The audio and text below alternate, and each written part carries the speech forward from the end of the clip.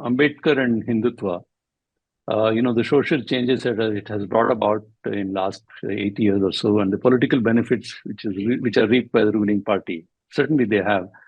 Now, Ambedkar wished a complete annihilation of the caste. He differed with Mahatma Gandhi, saying that Vanashram, his belief in Vanashram and his assertions on Hinduism, and then his Gandhi's belief that it can be reformed within all that he differed. But the BJP, which swears by Hindutva, has managed to synthesize Dalits into their fold. RSS and BJP have appropriated individual traditions and practices of many groups of scheduled castes and scheduled tribes by recognizing their heroes and made them to give up their identities. Prime Minister Narendra Modi has even described himself as a bhakt of Ambedkar. A section of Dalits, on the other hand, it appears have no qualms, clinging with Hindu elites who were perhaps the ones that torment us. How would you explain this transformation through your understanding of Ambedkar and his beliefs?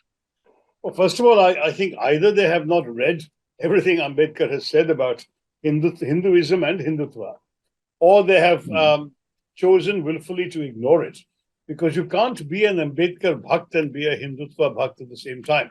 The two positions are mutually irreconcilable. Ambedkar made some very savage remarks on Hinduism, right? I mean, there is absolutely no question. You remember his thing saying something along the lines of there can be a pygmies. But I don't know, the pygmy remark is also pretty nasty. This business about a good Hindu they cannot be.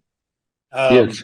And this whole idea that the Hindu religion itself was fundamentally at fault for having created the system of discrimination, and therefore it could not be redeemed.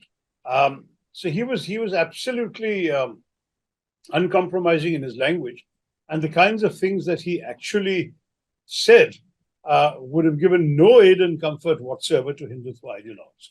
So there could be a certain element of ignorance on their part, or there could be an element of hypocrisy, because politically it has been very useful to the BJP. The BJP's core political project, Srinivasan, has been to try and polarize Hindus around the identity of being Hindus. That is that given that 80% of India is Hindu, if you can manage to get half of them to think of themselves principally as Hindu before anything else, and therefore to vote for the party that stands by Hindus, namely the BJP, as they would like to project it, accordingly you can win every election in the country. That's the whole political logic.